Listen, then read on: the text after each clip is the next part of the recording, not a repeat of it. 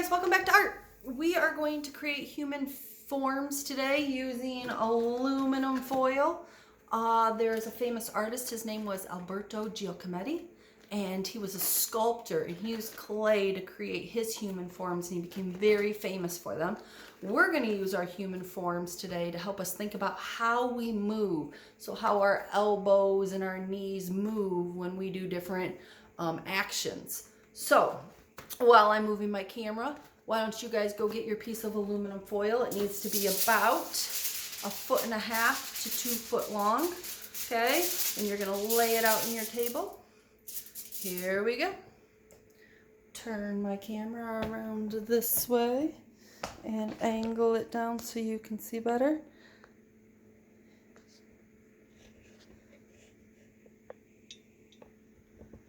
Alrighty. Okay. So, like I said, Alberto Giacometti was a famous artist, and he did human figures, and there's a picture of him and some of the figures that he has in museums right now that are very famous. All right, and we're going to create ours using aluminum foil. Now, I'm going to use a Sharpie marker to help me mark the spots on my aluminum foil that I'm going to cut. If you would like to use a marker to do that, go ahead. If not, you can just cut with your scissors. All right, we're going to create from the top, we're going to create where the arms and the head would be in our figure. So I'm going to start in the corner and do a diagonal line coming down from this corner about 4 or 5 inches, and do the same thing in the opposite corner, diagonal line coming down 4 or 5 inches. Okay, and so this section up here is going to be our head, and then both of these sides will be where we create our arms. Now at the bottom, I'm going to create a vertical line. So right in the middle at the bottom, I'm going to do a line that goes up and down about 4 or 5 inches. So I keep going straight up about 4 inches. And then in the middle of our paper, we need to do a horizontal line, so side to side. So I'm going to find the middle, and I'm going to do a horizontal line on this side, and the same thing on the opposite side, a horizontal line. And that's going to show or help us fold our torso or the body of our figure. Okay, now I get my scissors, and I'm going to cut where I made those lines. So I do my legs or my vertical line, turn my aluminum foil, and I'm going to do torso cut, and then turn it again, and my diagonal arm cut, and then the next diagonal arm cut, and then finally my last torso cut. So it should be 5 cuts, 2 at the top, 2 in the middle, and 1 at the bottom. So when I turn it around, so I have my top again, I have this like triangular shape that I cut out. This is going to be my head. Now while you're folding these up, you have to be gentle, because we don't want to rip our aluminum foil right now. We want to keep our form in one piece. So I'm going to carefully pull that head piece and pull it in. And it doesn't have to be perfect right now. I just kind of want to make an aluminum ball at the top for where my head's going to be. And it kind of leaves me some wings on the side. Those wings are going to turn into our arms. And we just take it and we pinch it together lightly so it gives us that arm form. And the same thing on the other side. I'm going to take this flap or this wing and just pinch it together to give myself another arm form. Being careful, I don't want to rip it off. Okay, so now I have these 2 legs, 2 giant legs. I need to make them skinnier. So I'm going to take my first one and I pinch it together, okay, to give myself a leg form. And the same thing on the other side. Take each side and pinch them together gently so I'm not ripping my aluminum foil. Okay, so now we have this head and 2 arms and legs, and our body's really wide. So we're going to fold our body in on itself, and it's going to make it a little bit stronger when I push it together. Okay, so I push that body in and kind of pinch and push as I'm going to create that form. So I've got my legs and my arms and my head. Now I can make my head a little bit smaller to match the size of my body. All right. Okay, so that is going to be our aluminum foil body form. Now we're going to do some things to see how this form moves, because as an artist, when we are drawing or creating or sculpting a human, we have to think about how they move. Okay, we move differently than some other things. So like if you're thinking about a flamingo, their leg joints bend backwards. Okay, that would look funny if we bent backwards like that. Our knees bend forwards. Okay, same thing with our elbows. Okay, we have to think about how they bend when we're doing certain movements. All right, so I'm going to give you some different emotions or some different actions, and I want you to portray them using your aluminum foil form. Sorry. So the first emotion that I'm going to give you is happiness. So if this was your person, how would you show happiness with him? All right. If I was thinking about happiness and all that joy that I had, I'd be jumping for joy. So I'm going to think about my legs jumping, and I'm going to bend them up and back. So he's jumping up in the air for joy. Okay. His arms are going to reach for the sky. And that's going to show, I think that helps show that this guy is really happy right now. He's jumping for joy. Okay, how would you show happiness? You can go ahead and create that right now. If you need to pause the video, go ahead and pause it and make your form happy. Think about your elbows and your knees and how they move. Think about where your head would be and how your torso or your body would be twisted or formed. Okay, the next one, let's think about an action. How about running? So when we're running, okay, we have one leg that's going backwards. So I can take this leg and I'm going to bend my knee and it's going backwards. The other leg is stretching out front. So I have to pull it up and my knee bends down. So I have it on the ground. So it looks like his bottom half is in running form. Now his front half, the leg that's going forward, that arm is going to go forward. So it's going to be in front. And I'm going to bend my elbow up. The opposite arm is going backwards because I'm pumping those arms, just like Mrs. Godfrey talks about, but we're not going to bend our arm and have it go up. That would break our elbow.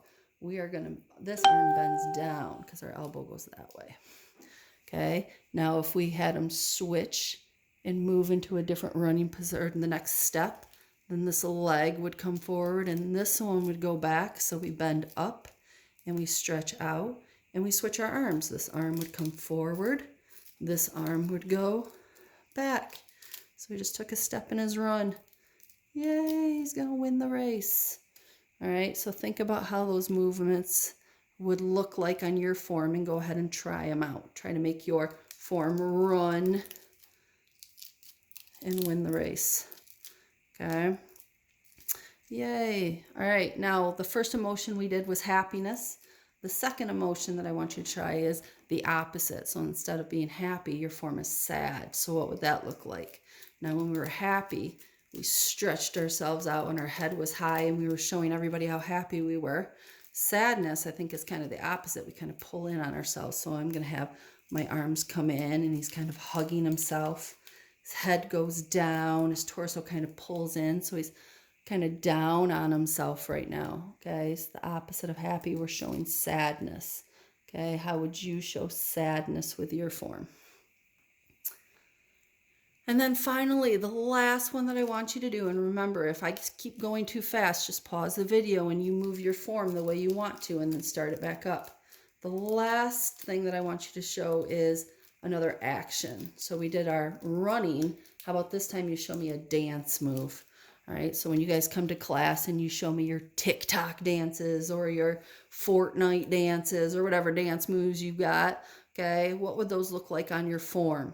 Okay, I'm going to think of a more classical dance move. So I'm going to turn my form into a ballerina. We're going to put her hands up above her head, and her little pirouette, and her leg back, and she's going to do her twirl. Okay, how would your dance move look like on your form? Think about what the elbows would look like. Okay, your elbows would bend in or out. How would they bend? Okay, how would your knees be bending? What would your head look like? Okay, so think about that dance move and create it with your form. Okay, so we have created our human form with aluminum foil, and we've done lots of different movements, thinking about how we bend or how our body would be shaped or formed. Okay, now if you would like to explore this figurine a little bit more and do some more things with it, there are some different ideas that I'm going to share with you. Okay, the first one, if you have been in my technology class and you've done some of the stop motion, there are a couple really cool apps that you can get on your phones or tablets and do a stop motion video. Stop motion video is when you take something like this form that's not alive and you take pictures of it, and each picture you change the movement a little bit more. And then when you play all those pictures together, it forms a video and it makes it look like your figure has come to life. Okay, so that's stop motion. At school on our iPads, we use the Coma app. Another app that I have on my phone, and it works for Apple and Android, is the Stop Motion Studio.